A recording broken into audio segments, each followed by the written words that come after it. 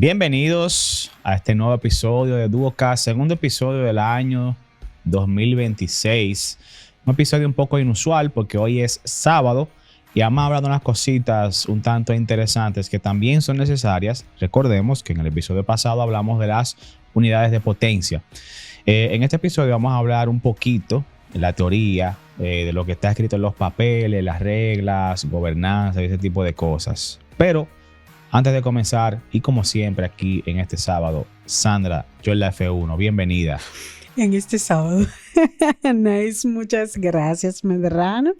Muchas gracias. Ha sido un día inusual, pero un día súper relajado. No tenemos como que el estrés del trabajo arriba y da como que está relax, sabadito. Sí, realmente cogiendo los relax el día de hoy, como dices, pero para hablar cosas relevantes de la Fórmula 1 y vamos allá de una vez. Wow, pero esto es friendo y comiendo hoy. Friendo y comiendo. Mira, Bien. Lo que nos une aquí el día de hoy, no sé si viste, si vieron, que el nuevo Pacto de la Concordia fue firmado este año, desde el 2026 hasta el 2030. Mucha gente vio esto, vio cómo esto se firmó, etcétera. Y la idea aquí es, previo a la nueva temporada, con tantos cambios de no solamente regulaciones técnicas, financieras, etcétera, también cambios a nivel de quienes rigen y gobiernan, digámoslo así, el deporte. Entonces vamos a estar un poco entrando en la teoría. Lo vamos a intentar hacer un poco superficial para que usted entienda, explotando los conocimientos de Sandra y yo en la F1 el día de hoy. Yo me estoy ya quitando del episodio. Este episodio va a ser de Sandra. Lo que sea que ella diga, critíquenla a ella, porque yo estoy aquí para moderar. No, mentira. La idea es explicarles a todos. me gasto hoy. Totalmente. Entonces, Sandra, el Pacto de la Concordia, Sandra, ¿con qué se come? ¿Qué es eso, el Pacto de la Concordia? Vamos a comenzar por ahí. Diría un amigo mío, el pacto de la discordia. El pacto de la concordia es el principal contrato que rige la Fórmula 1, el que gobierna la Fórmula 1 que nosotros conocemos. Es un acuerdo tripartito porque es entre tres partes. Tenemos la FIA, tenemos la FOM y tenemos a los equipos. La FIA siendo la Federación Internacional de Automóviles, como ustedes saben, quien rige toda la parte técnica. La FOM, que es el que maneja la Fórmula 1, en este caso, desde el 22 tenemos al Liberty Media, bueno, no, del 16 tenemos a Liberty Media, y en la otra parte entonces tenemos los equipos, quienes son los que forman la Fórmula 1. Los equipos serían la FOCA, quiere decir, tú dices. Sí, Formula la One FOCA. Constructor Associations. La FOCA. Sí, bueno, creo que Liberty Nice. sí realmente está del 2017. Porque lo recuerdo particularmente porque en el 16 las transmisiones de Fórmula 1 eran una cosa. En el 17 Eran recuerdo que completamente otra. se cambia el logo. Todavía en el 16 tenemos el logo viejo y original Ajá. de la Fórmula 1. En el 17 ya viene todo este modernismo, un logo un poco más moderno, más jovial, más adaptado a estos tiempos. Y también ya comenzamos rápidamente a ver el impacto de la Fórmula 1 en redes sociales. Ya el contenido a nivel de YouTube era diferente, las gráficas de telemetrías y transmisiones eran diferentes. Todo esto gracias, y debemos decirlo, a Liberty Media. Así mismo. Que cuando Bernie Ecclestone le arrendó esa parte y se quitó y vendió esos derechos, pues realmente la Fórmula 1, el deporte creció hasta lo que es hoy. Una locura. Claro. Así mismo es. Y de hecho era justo y necesario porque si tú te trasladas al 16, ya teníamos muchos fanáticos, incluyéndome un poquito cansadito de cómo se manejaba la Fórmula 1 y de hecho de cómo se estaba viendo, el deporte estaba cayendo. Y sobre todo con el dominio que estábamos viendo. Entonces, ya cuando entra Liberty Media, que entra con todo esto innovador, que entra Drive to Survive, que vienen nuevos fanáticos, entonces la Fórmula 1 vuelve a ser un boom. Y un aire de fresco para nosotros, un respiro bueno para los que somos fanáticos de un poquito más atrás. Bueno, más atrás del 16 digo, ¿verdad? Pero no que entré directamente con Liberty Media. O sea que al final Pacto de la Concordia tiene mucha historia. El Pacto de la Concordia viene desde el 80. En el 80 había un gobierno dividido en la Fórmula 1. No se sabía a dónde irse. ¿Por qué? Porque tú tenías la FISA, pero tú también tenías la FOCA. La FISA era quien gobernaba exactamente el ente, la Federación Internacional de Automóvil, pero era gobernada por Jean-Marie Balestre. Y esa FISA era quien tenía el brazo deportivo, pero solamente beneficiaba a 3 equipos, a Ferrari, a Renault y a Alfa Romeo. Sin embargo, por el otro lado teníamos a la FOCA. La FOCA era la asociación de constructores de todos los otros constructores ingleses independientes. Ahí teníamos a Williams, teníamos a Brabham, y entonces de ese grupo teníamos McLaren en ese grupo también. Entonces en ese grupo quien mandaba era Bernie Ecclestone, siendo dueño de Brabham, junto con Max Mosley, figura repetida, Max Mosley, ¿verdad? Uh-huh. Entonces, ¿qué pasa con ellos? Empiezan a tener guerras de poderes. ¿Por qué? Porque la FIA quería gobernar, quería el control absoluto de todo. Ellos querían, por ejemplo, la FOCA quería más poder, la FOCA quería que en ese tiempo ya estaban entrando los derechos televisivos, la FOCA quería que se empezaran a repartir. Jean-Marie, que tenía, o sea, las reglas las dominaba a su antojo y beneficiaba a su grupo solamente. Entonces, en Gran Premio de España del 80 se crea una situación que ese Gran Premio se corrió no oficial para la Fórmula 1 y solamente corrieron el grupo de Bernie Ecclestone. Entonces la categoría se estaba dividiendo y para que no se terminara de dividir, entonces llegaron a un acuerdo de unirse todos. ¿Y cómo nos uniríamos? Entonces Jean-Marie se quedaba a cargo de la FIA controlando la parte deportiva y Bernie Ecclestone pasaba a la FOM manejando todos los derechos televisivos y todos los contratos con los países, ¿verdad? Las carreras. Y el bizcocho lo partíamos de diferentes formas. Y entonces ahí sale ya lo que es el Pacto de la Concordia. Se llama Pacto de la Concordia, fue firmado en Francia, en la Plaza de la Concordia. Entonces por eso lleva ese nombre. Pero al final surge de una guerra entre FIA y FOM. Sí, ¿no? Excelentemente explicado, porque justamente para, como el nombre lo dice, hacer esos entes entrar en concordia, ¿verdad? En paz, porque sí, el asunto también era dinero también, aparte de poder, también dinero, quién manejaba los fondos, a dónde se iban, etcétera. Estabilidad en las reglas, claro. Había un tirijala con las reglas, claro, con las regulaciones del deporte. Prohibiciones, muchas prohibiciones, porque muchas prohibiciones. Pero ¿por qué? Porque en la parte FOCA tenía muchas ideas y venía con muchas ideas que no favorecían al otro grupo. Entonces, habían penalizaciones irregulares, habían cambios de reglamento irregulares, simplemente por beneficio. Y entonces eso generaba mucho boicot en carreras. O sea, era una cosa increíble. Bueno, no sé si tú me corregirás, pero pudiéramos decir que un resultado y una consecuencia de ese tipo de cosas, de no tener eso, era justamente lo que hizo Jean-Marie Balestre en los tiempos allá de Prost y Senna.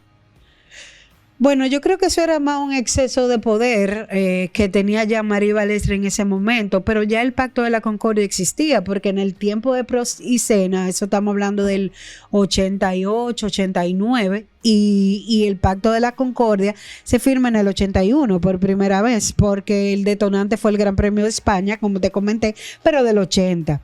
Lo que pasa es que Jean-Marie tenía un exceso de poder. Sí, pero que justamente por eso es porque, o sea, el Pacto de la Concordia, perfecto, surge en el 80, como dices, pero a lo largo de los años, cada vez que van firmando hasta el 2026, claro, ellos van haciendo ligeros ajustes. Sí, porque claro, la idea obviamente es afinar y alinear todo eso.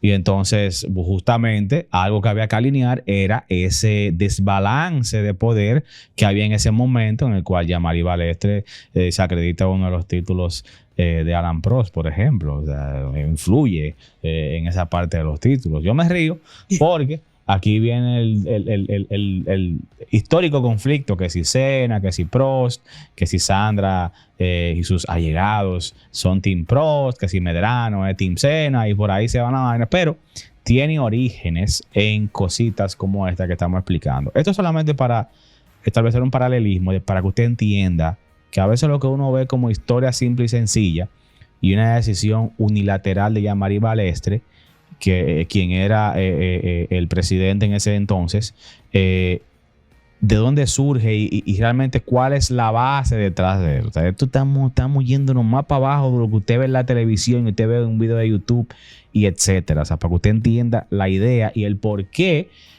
es relevante el Pacto de la Concordia, porque uno ve, fulano quedó en primero, en segundo y en tercero. Se van a cambiar las regulaciones técnicas, que sí, pero ¿qué es lo que la FIA? ¿Qué es lo que la FISA? ¿Qué es lo que la FOCA? ¿Qué es lo que tú sabes? Entonces son cosas también relacionadas al deporte que vale la pena tocar, Sandra. Sí, así mismo es. Entonces, eso, el Pacto de la Concordia le da fin a la FOCA, como la conocemos, como el ente externo pero rebelde, que siempre trataba de presionar de manera externa, y entonces ya se integra al ente regulador y coloca la figura de Bernie Ecclestone, entonces como el arquitecto del negocio, porque no podemos negarlo, desde el 1981 que se firma el primer Pacto de la Concordia, hasta el 13, que fue el último Pacto de la Concordia, estando Bernie Ecclestone del lado de la FOM. Entonces, Bernie Ecclestone fue el arquitecto del negocio, la mente maestra de todo lo que tenía que ver con la televisión global, con los contratos a largo plazo, con el patrocinio multinacional. Todo eso, señores, fue Bernie Ecclestone. Entonces, Bernie Ecclestone era el jefe comercial de la Fórmula 1. Entonces, dándole fast forward, tenemos 9 ediciones ahora mismo de el Pacto de la Concordia, 9 ediciones que se rigen los años no son constantes, no son cada 4 años, no es un gobierno presidencial. Fíjense que el último Pacto de la Concordia antes del 2021, que era para la regulación del 22, se firmó en el 2013. Correcto. Para las regulaciones del 14. Sí. Entonces ahí teníamos 7 años. O sea que eso es dependiendo de los cambios que va necesitando la categoría. ¿Y qué se mide ahí? Ahí se mide, bueno, pues todo. Y aquello llamó todo. Aquí tenemos los contratos con las carreras, aquí tenemos los contratos televisivos, aquí tenemos los contratos de los equipos que van a entrar, aquí tenemos el voto. El voto realmente es secreto, no se sabe casi nada del voto. Lo que sí sabemos es del veto. Ferrari tiene un veto histórico. ¿Por qué? Porque Ferrari, cuando la FOCA necesitaba apoyo, fue a dar con Enzo Ferrari y le prometieron el voto diferenciador para que Ferrari interfiriera en ese conflicto. Enzo Ferrari, ni tonto ni perezoso, aceptó. Al día de hoy, el Ferrari conserva el voto, nunca lo ha utilizado, Ferrari siendo Ferrari nuevamente, nunca lo ha utilizado, pero en cualquier regulación, si Ferrari le afecta, Ferrari tiene la última palabra. Ese es el veto. Y qué interesante, porque también, justamente en el 2013, de 2013 al 2020, que fue uno de los mayores cambios a nivel de las regulaciones de la Fórmula 1 en la historia, la era híbrida, dominada mayormente por Mercedes. Cositas relevantes de cuando se firmó en el 2013 son cosas que mucha gente va a entender, porque, por ejemplo, lo que se intentó corregir, una problemática que tenía era el reparto desigual de ingresos entre los equipos. Claro. Era muy desigual, y entonces la firma de ese pacto pues se regula un poco esa parte, y entonces también se trata el tema de las bonificaciones históricas a ciertos equipos, que ya tú lo dijiste. Entonces se trata la partecita de que mucha gente no sabe. Como usted sabe, al final de cada temporada, bueno, pues el bizcocho se divide entre las posiciones de los constructores. por eso a veces en ciertas temporadas usted nos escucha diciendo en Abu Dhabi, Carlos Sainz le hizo un rebase cuando estaba en Renault, no recuerdo a quién, no sé si, bueno, cuando estaba en Renault le hizo un rebase, creo que a McLaren, algo así, de $12 millones. ¿Por qué? Porque en ese rebase estuvo la diferencia de puntos entre un equipo quedar tercero o cuarto quinto, no recuerdo. ¿Y por qué eso es relevante? Porque justamente dependiendo de la posición del campeonato, a usted le toca un pedacito más grande o más pequeño en el bizcocho. Claro. Bizcocho siendo este. Entonces, pero aparte de eso, a don Ferrari se le da un bono histórico. Claro. Que es por la razón que tú acabas de explicar. Es decir, Ferrari, por encima de los 10 equipos, porque vamos a tener 10, recibe un aporte, un ingreso a final de año por el bono histórico, que es justamente de donde viene lo que acabaste de explicar. Que de hecho, siguiendo en tu mismo comentario, súper bueno, en verdad, porque yo no sé si recuerdan muchos titulares que hubo en el 21, que se retrasó la firma del Pacto de la Concordia porque Toto exigía igualdad. Uh-huh. Al final negociaron con Mercedes, como ya usted sabe, papeleta siempre mata a menudo. Entonces al final la negociación aparente fue buena y le convenció a Toto. Y al final, entonces, bueno, pues se firmó el Pacto de la Concordia en el 21, que era para el 2022 hasta 2025, esa regulación. Y nada, entonces ahí McLaren, Mercedes y Ferrari siempre siendo los más beneficiados. No, y que aquí también se introduce el famoso límite presupuestario. Sí. Que tanto problema. El budget cap. El budget cap. Usted lo ha escuchado mucho eso. Que bueno, venía con la idea de... Saludito a Red Bull, que venía con la idea de ponérsela más difícil a los equipos grandes, dígase Mercedes, Ferrari, justamente por esto de los ingresos, de que no tuvieran esta renda abierta de gastar y dominar el deporte. Entonces se puso un límite presupuestario que, bueno, fue una de las polémicas en el 2022, si no me equivoco, porque Red Bull supuestamente excedió en el 21 ese límite presupuestario. Claro, ellos dijeron que fueron en cosas de marketing, etcétera, etcétera, claro. Fue del 22 para el 23, ¿no fue? Del 22 para el 23. Yo no sé, bueno. Creo que fue el 22 que excedió, creo. Bueno, yo creo que creí que lo había excedido en el 21 porque yo recuerdo que dolido por el resultado de las polémicas, cuando vi que Red Bull lo había excedido, yo fui uno de los que dije, tú ves, que también hasta para colmo lo excedieron el límite presupuestario, pero sí, 21-22. Entonces también, como tú dices, ahí en ese reajuste también todavía se afina un poquito más el reparto entre los equipos, se hace un poquito más equitativo y entonces se le da una especie de transición a la era de Liberty Media. Sandra. 21, así mismo fue. Que yo te 21. Digo, yo te lo digo porque yo estaba dolido. Estaba dolido. De ese campeonato, yo estaba mierda, ¿sabes? Me quitaron el campeonato a los hombres. Yo no decía que era ilegal, obviamente, en contra de Red Bull. Para mí, claro, los dos lo merecían, pero yo dije, wow. Y para colmo también exceden el budget cap. Bárbaro. No, que fue de marketing.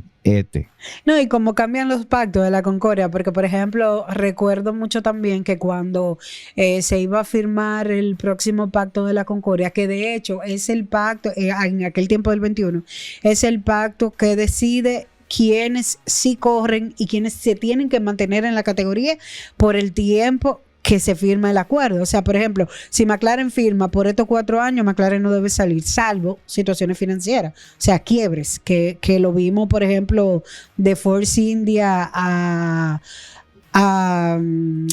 ¿cómo se llama? Cuando compró Lawrence Stroll. A Aston Martin. Aston Martin, gracias. Perdón. Sí. No, pero que Force India sabe que venía de DJ también. Sí, claro, tenía sus situaciones. Pero el punto es que Williams era uno de los equipos que estaba al borde de salir. También, sí. Al borde de salir. La era de Claire Williams. Ajá. Que estaban teniendo muchos inconvenientes económicos, sobre todo. Financieros, sí. Exacto. Entonces, que yo recuerdo lo mal que se sentía porque tanta trayectoria de Williams y tú verla así como que desvanecerse, se sentía mal, pero fíjate qué bonito, firmamos un nuevo pacto de la Concordia en diciembre de 25, vamos para el 26 y Williams es uno de los mejores posicionados saliendo del 25.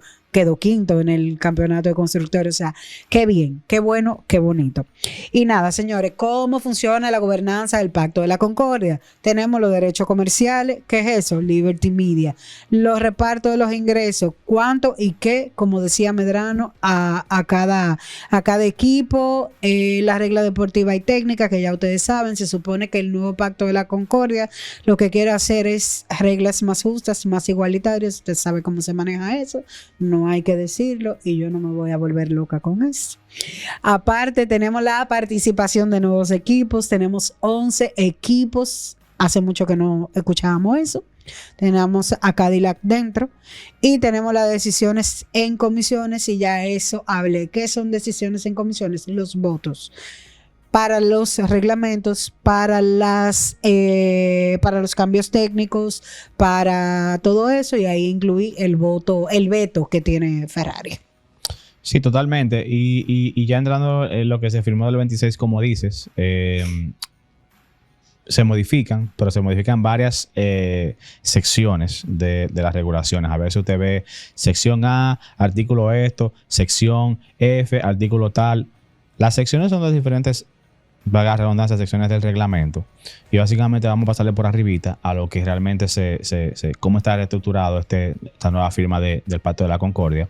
Porque las secciones principales que se modificaron para este 2026, está la sección A. La sección A son las disposiciones generales, la parte del marco común. La sección B, que es la favorita de muchos, que son las regulaciones deportivas. Por ahí anda la C. Sí, la C son las regulaciones técnicas. Ya ustedes saben, coche 2026, que ha generado muchas interrogantes. Y una de ellas, Medrano, ¿tendremos un coche más rápido o un coche más inteligente? Es una muy buena pregunta, porque según lo que yo hasta ahora de lo que me he empapado, porque sí, cuando esta gente hace estos cambios, nosotros, los consumidores y creadores de contenido para ustedes, tenemos que empaparnos para desmenuzárselo a ustedes. A mí lo que me está quedando con este nuevo cambio de las regulaciones técnicas, sobre todo donde el modo del motor, que esta unidad de potencia que explicábamos en el episodio pasado, que es casi 50% combustión y eléctrico, y todos los modos que por tener una mayor presencia en la parte eléctrica, vienen nuevos modos de conducción, dígase modo overtake, modo boost, modo de recarga de batería. Esto ahora ha traído un montón de variables para el piloto. Por ejemplo, y esto no lo digo, esto lo estoy asumiendo yo, pero lo han dicho pilotos también. Si no, véase una entrevista de final de año de Carlos Sainz y Alex Albon, donde hablan de las nuevas regulaciones. Ya la era en la que en la Fórmula 1 usted tenía que estar flat out, como dicen ellos, dígase, pedal contra el metal en la vuelta completa para ser más rápido. Eso se acabó. Porque ahora mismo, el que sea más rápido por vuelta no necesariamente va a ser el coche que tenga mayor velocidad punta o no. ¿Por qué? Porque aquí entra la parte eléctrica. Es decir, aquí va a haber que manejar con la cabeza. ¿Y a qué me refiero, Medrano? Bueno, tú tienes 3 modos ahora mismo, para que lo cual tú puedes jugar con la batería. Modo boost, modo overtake y modo de recargar energía. Bueno, el modo overtake siempre estuvo. Lo que pasa es que ahora lo oficializaron. ¿Cómo así? ¿Ustedes recuerdan en el 2021 cuando Hamilton y Verstappen iban a tirar esa vuelta? Que ambos pilotos, los ingenieros le dicen modo overtake disponible. Es el botoncito que ellos tenían donde cuando ellos le daban en situaciones especiales autorizados por los equipos, ellos obtenían la máxima potencia de la parte eléctrica. Modo overtake. ¿Vieron Fast and Furious cuando le daban algo así? Lo que pasa es que los equipos, para cuidar la unidad de potencia, no se lo dejaban a libre albedrío. Entonces, modo overtake available. ¿Cómo así? Bueno, es un modo que usted le da ese botoncito y la batería despliega toda la potencia. Lo que pasa es que para cuidar la unidad de potencia, eso no es algo que usted lo tenía libre albedrío. Ahora, eso se oficializa, es uno de los modos de conducción que el piloto va a tener disponible cuando esté a cierta distancia del carro de al frente. Y algo muy relevante es que ya no va a ser, como desaparece el DRS, ya no vamos a tener puntos de detecciones en la pista. Eso es algo que también lo vamos a desmenuzar en próximos episodios. Pero todo esto para decir que entre el modo overtake y el modo boost, que es también un modo que el piloto puede presionar para desplegar cierta potencia en la batería, para defenderse, para acercarse en la curva, para repasar si fuiste rebasado, etc. Y el modo de recarga, que es donde la unidad, o sea, el carro va a obtener y a cargar la batería de mayor forma posible, va a optimizar esa parte. Entonces, hacen que el piloto tenga que manejar con la cabeza y saber en qué parte de la pista en una vuelta desplegar estos modos para ser más rápido o menos rápido, para ganar más o perder más. Entonces, de aquí sale el interrogante. ¿Es más rápido o más inteligente? No necesariamente el más rápido por vuelta va a ser el que haga el menor tiempo, sino el más inteligente, en mi opinión. Así mismo es. Medrano, aparte de esa, también tenemos la sección D, que tenemos el Financial Regulation, que hablamos de control y límites de gasto. Control y límites de gastos, ahí van a entrar lo que conocemos como budget cap, pero aparte entra una partecita importante que seguro la han visto en todas las redes por ahí, que hay una cuota ahora administrativa por apelaciones. Cada vez que usted vaya a apelar ante la FIA, chinchirín, dinerito. Entonces ahora va a haber más control con las apelaciones. Eso es parte también de las regulaciones financieras. Y por primera vez entra una regulación financiera para el motor, para los fabricantes de unidades de potencia. Como ustedes saben, tenemos elementos disponibles permitidos a lo largo de la temporada y por primera vez vamos a regular lo que entra y va a ser parte de un proceso financiero, de una regulación financiera completamente aparte. Eso es para que no se dé el temita que vimos el año pasado con Verstappen cuando utilizó una unidad de potencia y luego quería reintroducirla. La unidad de potencia como tal estaba utilizada y no debería afectar el rendimiento del fin de semana. Sin embargo, cuando tú haces un cambio por mero rendimiento que por fiabilidad de motor, estamos hablando de dos cosas diferentes y ahora sí va a ser penalizado. Yo lo expliqué, creo que en un episodio por ahí después de Brasil o en Brasil, no recuerdo, pero cualquier cosa, váyanse por allá o espere el episodio de las regulaciones financieras que nosotros la vamos a tratar. Y la sección F, que vamos a tener el procedimiento de operación de la Fórmula 1 y que todo público, todo lo pueden encontrar en la página de la FIA, está en inglés, está detallado, está por artículo.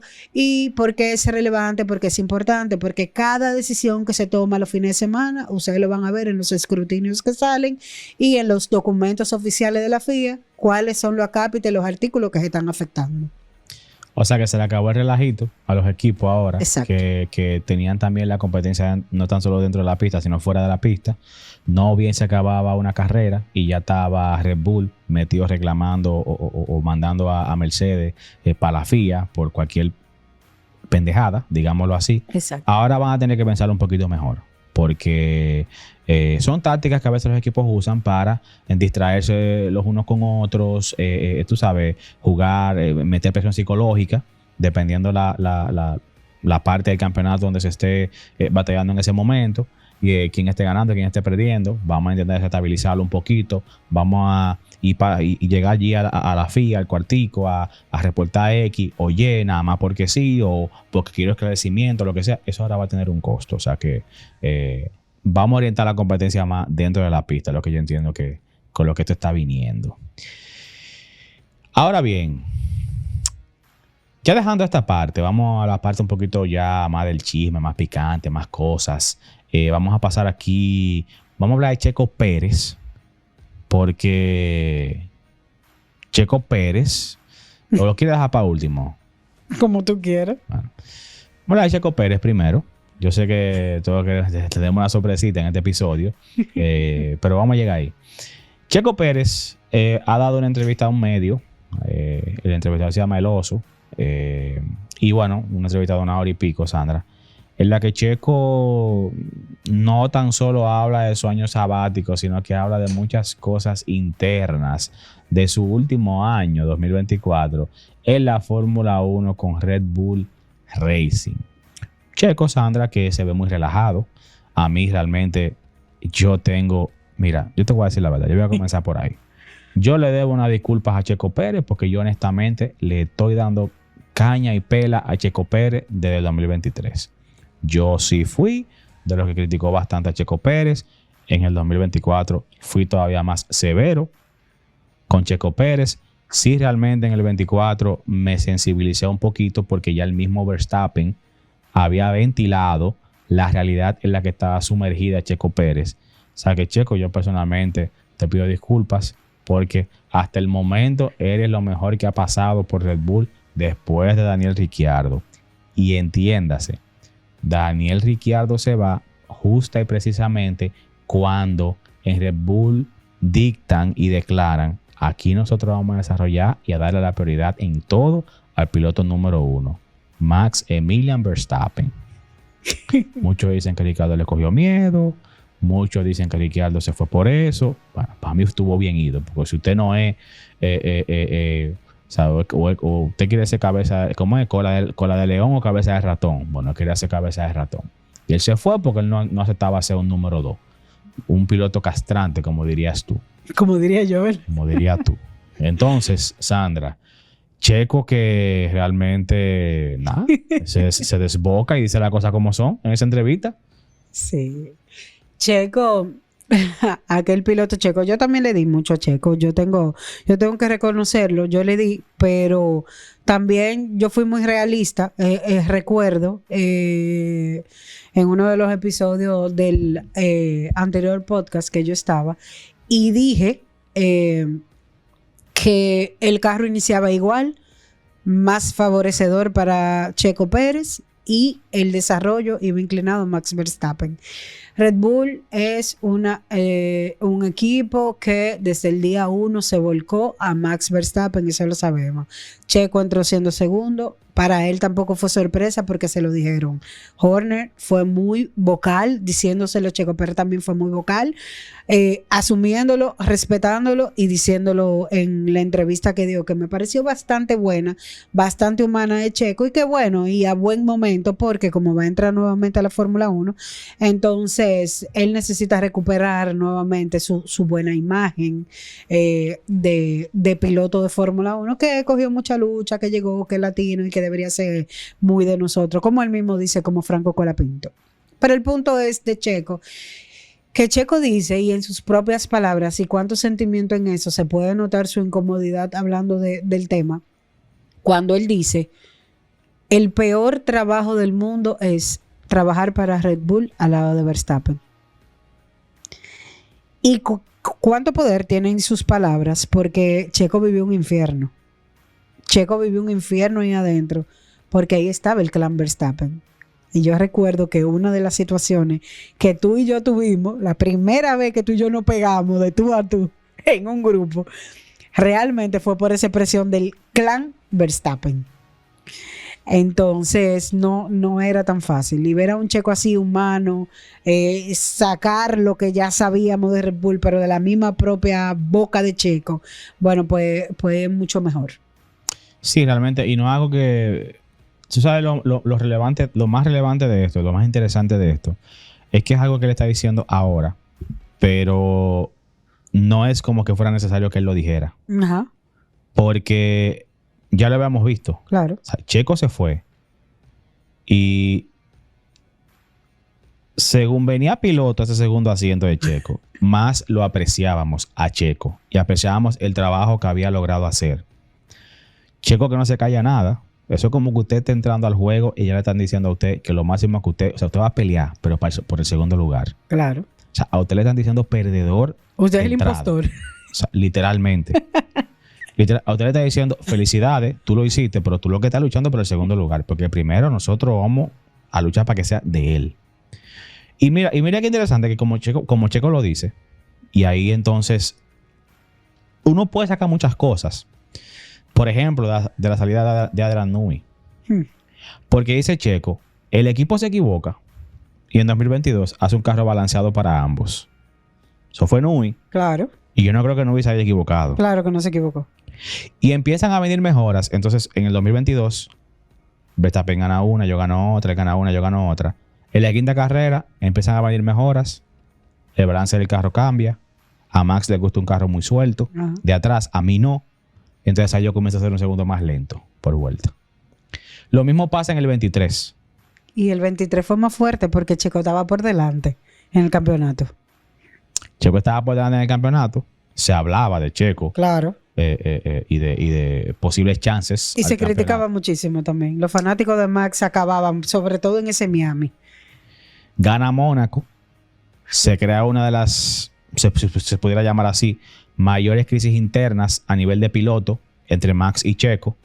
Surgen rumores del clan Verstappen o la familia Verstappen haciendo cosas en contra de Checo, etcétera. Comienzan las tensiones, las presiones hacia los entes regulatorios, Christian Horner, etcétera, porque, hey, esto no está supuesto a pasar. Uh-huh. Y entonces de repente vienen mejoras y Checo desaparece. Se le olvida manejar. Se le olvida manejar, como tú dices. Y Checo lo dice bien claro. Se lo dijo Horner. Si usted tenía duda todavía, lo dijo Checo Pérez. Y yo no creo que haya estado mintiendo porque esas son cosas que si tú dices en un medio abierto, claro, te pueden costar dinero o cárcel. No cárcel, pero dinero. Por lo menos dinero. Claro. Tiene que ir a una corte varias veces con abogados. Sí, porque hay acuerdos de confidencialidad y eso, y cosas que tú no debes revelar. Entonces, Checo Pérez realmente que nos da esa pieza. Y si yo me pongo a pensarlo un poquito más profundo, óyeme, no es coincidencia que Adrian Newey se haya ido de ahí. Que haya dejado de ser atractivo el proyecto para Adrian Newey. Porque como diseñador aerodinámico, es que dicen aerodinamistas, creo que dicen. Sí. Usted quiere hacer un carro que no solo te dé un campeón de piloto, sino que te dé un campeón de constructores, pero también que te dé un subcampeón. Claro. O sea, ahí es que está. Y por primera vez. Y por primera vez. O sea, Checo fue el primer subcampeón de Fórmula 1 el primero que le dio el 1-2 a Red Bull en el campeonato. Se dio con Checo Pérez. Ajá, correcto. Claro, no estamos diciendo que la mejor dupla eran Verstappen y Checo, no. En Red Bull la mejor dupla para mí fueron Verstappen y Ricciardo. El Verstappen joven. Pero no estaban compitiendo por nada en ese momento. Claro. Pero fue el primer subcampeón, o sea, el primero, cuando fueron campeón y subcampeón, que bueno, de hecho su campeonato lo estaba peleando con Hamilton, creo. Sí, claro. Fue con Checo. Entonces, son cosas que te revelan qué tan mal estaba eso ahí adentro, realmente. Qué tan mal estaba eso ahí adentro, que realmente deja de ser interesante. No que hayan tenido problemas con Adrian Newey, pero simplemente el proyecto deja de ser interesante. Sí, pero, o sea, lo vimos y como tú mismo dices, Checo ni siquiera tuvo que decirlo, porque lo estamos viendo. Mira ahora cómo Red Bull se da cuenta del cáncer que había dentro, el mismo Red Bull, y empieza a mover sus fichas. Sacan a Horner, sacan a Marco y vamos a ver qué pasa. Vamos a manejarnos diferente. Mira. Y yo quisiera creer que esto es un beneficio para Hadjar como piloto entrante y que la gobernanza dentro de Red Bull no va a seguir siendo la misma. Lo cual para mí, y lástima que tenga que decirlo yo, porque lo estoy diciendo muy imparcialmente, aunque los Max Lovers no van a pensar lo mismo, yo no creo que Verstappen la vaya a tener igual de fácil para el año que viene. Son muchas cosas que el ex campeón, 4 veces campeón, Max Verstappen tiene cuesta arriba. Piezas claves de lo que fue su dominio y su éxito en la Fórmula 1 ya no están. Regulaciones nuevas. Motorista y relación equipo motorista nueva. Primer año en el que van a hacer sus propios motores. Traen a Ford a la Fórmula 1. Y primer año que van a hacer su monoplaza aerodinámico sin Adrian Newey. Y aparte de eso, gente se les va de Red Bull. Gente importante. Gente importante se le va a McLaren. Claro. No nada más Aston Martin, no, también a McLaren, que hasta hoy por hoy es el competidor principal de Red Bull. Fueron quienes lo destronaron. Pero vete más lejos. Hoy por hoy, el competidor principal hasta para Mercedes. Porque tenemos la misma motorización. Pero yo tengo ahí adentro uno de los mejores ingenieros aerodinámicos. Pero la aerodinámica no es tan importante, es mentira y falso. ¿Quién dijo? Hay que hacer un carro completamente aerodinámico otra vez. ¿Qué ustedes van a hacer? ¿Cómo va a ser el comportamiento de ese monoplaza si usted no le mete aerodinámica? Totalmente. Hay que hacerlo. Tú tienes uno de los mejores aerodinamicistas dentro de McLaren.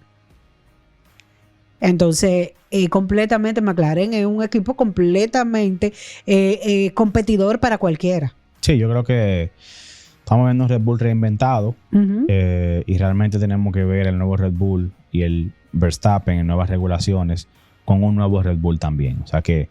Tomando en cuenta que Verstappen no ha dejado de ser Verstappen. Vimos comodidades y tranquilidades en Verstappen por ser campeón y tranquilidades en Verstappen por tener todo a su favor. Pero no es lo mismo cuando tú no tienes todo a tu favor, cuando tú no tienes el mejor monoplaza, cuando el carro no te está funcionando, lo mismo en el 24. Y el mismo Checo lo dijo. Verstappen se monta en el carro y es otra persona. Y cuando sale del carro y nada está funcionando como él funciona, es una persona completamente agresiva y no lo sabe manejar. Totalmente. Entonces, vamos a ver muchas cosas. Totalmente. O sea, Checo reveló mucho en esa entrevista y nos deja mucho para el futuro. Realmente. Realmente los invitamos a que vean esa entrevista. Claro. Yo realmente le tengo más admiración todavía a Checo. Como persona, claro, pero como piloto. Sabiendo lo que Checo pasó y vivió, da otra perspectiva. También la historia de vida, como llega a la Fórmula 1 y todo eso. Sí. Y como ya abiertamente dice que este es su último stint. Checo después de Cadillac no sigue en la Fórmula 1, dicho por él. Y sus expectativas también para con Cadillac, cosa que bien interesante. Ve la entrevista para que entienda de qué hablamos. Y vamos a pasar a otro bloque. Porque miren, sabe que nosotros, usted vio nuestras historias, hicimos una dinámica para integrar a los definidos por Sandra como dúo fans un poquito más con nosotros. Y le dimos la oportunidad de que usted hiciera unas que otras preguntas para nosotros respondérselas aquí en este episodio live. Lo que nosotros nos dimos fueron las reglas del juego como iban. Y me las acabo de inventar. Eso es injusto, ¿eh? ¿Cómo así? Sí. Vamos a leer la pregunta. Déjame yo bajar esto de aquí. Vamos a leer la pregunta. Yo no he visto la pregunta. Yo voy a entrar, para que usted sepa, lo voy a revelar. La cuenta de Instagram de DuoCast es tanto manejada como por Sandra como por mí. Ambos tenemos acceso desde nuestros dispositivos móviles. Yo voy a entrar aquí y simplemente voy a leer las preguntas y vamos a responderlas en el aire. Ahora bien, no son anónimas, número 1. Aquí te pregunto una vagabundería aquí. Nosotros somos libres de no responderla, pero aquí va a salir. Y todo el que me conoce sabe, que a mí me gusta la cosa clara y transparente, dígase. Y te voy a poner a elegir solamente 4 preguntas, no la lea todas. No, que la pregunta que leamos aquí se van a poner en pantalla, se va a hacer un trabajo de edición, o sea, en la edición vamos a poner el cuadrito, vamos a buscar la historia y aquí ver todas las respuestas. Mira, tú ves, esto aquí se ve aquí, tranquilo, estos son los cuadritos de las personas que respondieron. Ahí se ven 6 cuadritos, hay 6 preguntas. No me está haciendo mueca. A mí no me controle. Y están en orden, es decir, esta que está aquí abajo fue la primera, la segunda, tercera, cuarta, y así van escalando. Entonces, esto no es mentira. Esto te lo va a tener en pantalla, para que usted sepa, te lo va a tener en pantalla, porque a mí me gusta la cosa clara. Voy a parar aquí el celular, Sandra. 4 preguntas nada más. Vamos a escoger 4 preguntas, sí, en orden de las que entraron. Entonces. Como tú quieras. Perfecto. Primera pregunta. de nuestro querido amigo y bautizado dúo fan, Vinsanity. Bárbaro. Hey, nuestro hermano Vince. Nosotros Vince. también somos fanáticos de Entrando a Pits. O sea que Claro, no es claro. nada para que no comiencen, de que Medrano. Le que está sí. tirando, le está No, tirando. oye, digo que le dijo que yo soy fanático. No andamos en eso. No andamos en eso. Acaba de pasar Navidad. Muchísimas gracias a Vince, Raudy Durán, responsable de que estemos aquí nosotros hablando hoy en día. Y dice así, ay Dios mío, ¿dónde colocan a Verstappen en su ranking histórico de pilotos de Fórmula 1? Sandra. Muy y la voy buena a unir, pregunta. mira, y la voy a unir. Porque... No, está bien. Esta pregunta tiene un follow-up de otro seguidor que hizo la misma pregunta, pero con un aditivo. Pero vamos a pasar para allá. Sandra, Verstappen, ¿dónde tú lo colocas en tu ranking histórico? ¿Tú En mi crees? ranking histórico. Sí. ¿Sabes cuántos pilotos hay 4 veces campeón? Para colocar a Verstappen en un ranking histórico. A mí me parece que en el ranking histórico del 21 al 25, Verstappen es el mejor piloto. Del 21 al 25. Del mejor piloto. Ahora, para yo ponerte a Verstappen en un ranking histórico y pararlo al lado de Schumacher, Senna, Prost, Lauda, de yo ponerlo por ahí, entonces yo necesito ver a Verstappen con un desempeño, un monoplaza completamente lejos de los brazos de Adrian Newey. Porque para mí el piloto de Red Bull, que fue campeón bajo los brazos de Adrian Newey, en eras completamente aerodinámicas, tienen un asterisco.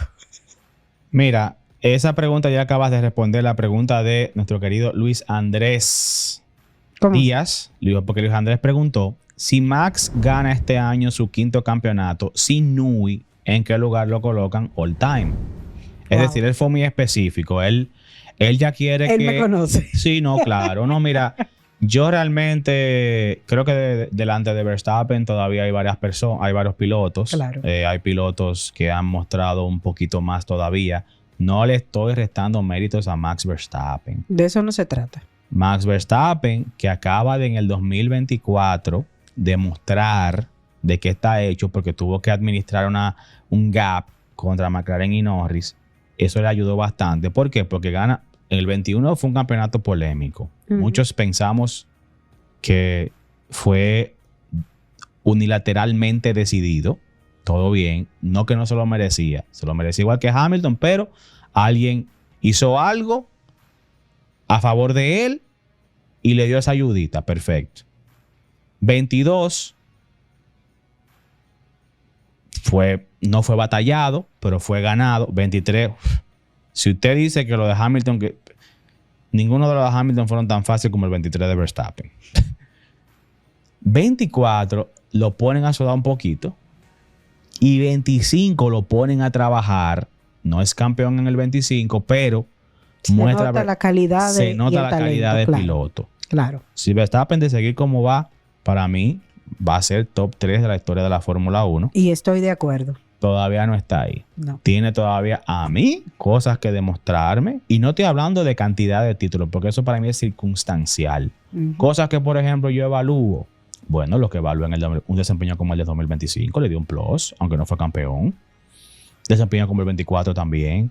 Quiero verlo ganar en otra escudería, en otra estructura. Otra motorización. O la misma estructura, diferente como la vamos a ver. Otra escudería. Oh, wow, está exigente, more. Verstappen ahora mismo está en su peak. Claro. Verstappen llegó. Yo pensé que había caído. Mantengan el orden. Ok. Tenía mucho que no lo decía. Verstappen llega y acaba en el 21 y 22 con esa batería de pilotos que están ahí y gana frente a pilotos como Hamilton, Alonso que no tiene carro, etcétera, etcétera, etcétera. Quiero ver a Verstappen también dominando con esta camada nueva de pilotos que viene subiendo. Lando Norris, Piastri, Kimi Antonelli, el Charles Leclerc también. Claro. Entonces quiero ver a Verstappen con esta nueva sangre nueva también. Yo quiero ver ese 1-1 de Verstappen Leclerc. Dios mío, tiene que conceder. Nos falta mucha batalla todavía. Algo, por favor, Ferrari. Pero mira, muchísimas gracias a Vince y a Luis Andrés por sus preguntas. Van a salir tagueados. Vamos a hacer un reel por cada respuesta que hemos dado. Ojo, pero tú no estás fácil. Claro, vamos a sacarle. Vamos a movernos para la próxima. Dale. FDP, ¿este es Fabio? Fabio, dice aquí. Ay, Dios. Esta es la primera vez que estoy viendo yo no la vi la pregunta. ¿Cuándo tendremos un debate Buda versus Oráculo en vivo? Eso depende de las plataformas, que el dúo de mi dúo se ponga de acuerdo, o sea, yo, que se lo permita al oráculo, y que la plataforma del Buda entonces también se lo permita. Así que, Fabio, te vamos a deber esa fecha y vamos a someter los permisos. Mira, piensen bien lo que ustedes están pidiendo. Que ahora en Navidad se armó un tirijala en el grupo de DRS. Un saludo para el grupo de DRS. ¡Ey! Gente dura de Sandra y del Buda. Un saludo para el Buda también. Mi hermano. Lo queremos y lo adoramos. Es mío. Pero dijeron la gente de DRS, no yo, que salió dado. Mantengan el orden. Ese debate se propuso, se iba a llevar por una plataforma, pero se enfrió. Pero, Fabio, coordinen eso. Soraya. Con la tercera pregunta. Quisiera saber cómo los técnicos se dan cuenta que el carro necesita aceite, con un emoji de... Yo creo que está fácil. Yo creo que los carros convencionales, los carros tradicionales que uno tiene, usted se da cuenta sacando de la varillita. En la Fórmula 1 no hay ni que sacar varilla. Eso es un parámetro seguramente ya computarizado, que ya los ingenieros ven. No es como que tengan que saber que le falta aceite, porque esos motores, obviamente, antes de cada carrera, se les da el debido mantenimiento y tienen la cantidad de aceite y lubricantes necesarios para la carrera. Claro. Si durante la carrera al carro, por algún liqueo, algún problema o lo que sea, le llegara a faltar aceite, ellos tienen una falla en un sensor, probablemente el motor deje de funcionar, por seguridad se autoproteja, como le pasó a Norris, exacto. en Holanda. Entonces ya estos motores de Fórmula 1 tienen sensores, tienen sensores para todo. Entonces, si al carro le llegara a faltar aceite, ni siquiera no que le falta aceite como de que se va a fundir, no. Que está debajo de un nivel o está consumiendo más aceite de lo que debe de consumir, ya eso genera una alarma. Ellos están en tiempo real monitoreando esos valores, esos parámetros en una pantalla y ya levantan cualquier alerta y retiran el carro. Generalmente cuando un carro le da tiene una agitación así de ese tipo, ellos no resuelven ese nivel de manejo, ningún lift and coast, ningún... No. Eso se retira el carro. Porque eso son cosas ya que amenazan la unidad de potencia. Wow. Alexander Cordero 87. Yo no sé si hacer esta pregunta. Y es tan difícil. Es sencilla. Mira, yo voy a hacer la pregunta, pero no la vamos a responder. Déjame ver si yo puedo agarrar. ¿Pero para qué tú la vas a hacer entonces? No la hagas. Mira, como yo me estoy inventando las vainas ahora mismo, vamos a dejar esta pregunta en el aire y déjame ver cómo yo la puedo poner en grande. Y aquí veo que dice share response también. No. Déjenos saber en los comentarios si usted quiere que respondamos. Bueno, no nos debe saber nada. Esta pregunta respóndasela a usted mismo. Respóndasela a usted mismo. Yo no la voy a responder. Sandra tampoco. Yo no la autorizo. No estamos en eso. Alexander Cordero, Cordero 87, pregunta. Pónchame la que más cerca de, para que la gente diga. Mira, ahí no se va a ver. Hágale zoom. Él pregunta lo siguiente. O sea, al oyente que le haga zoom. Mantengan el orden. Y hasta la próxima. Despídelo, Sandra.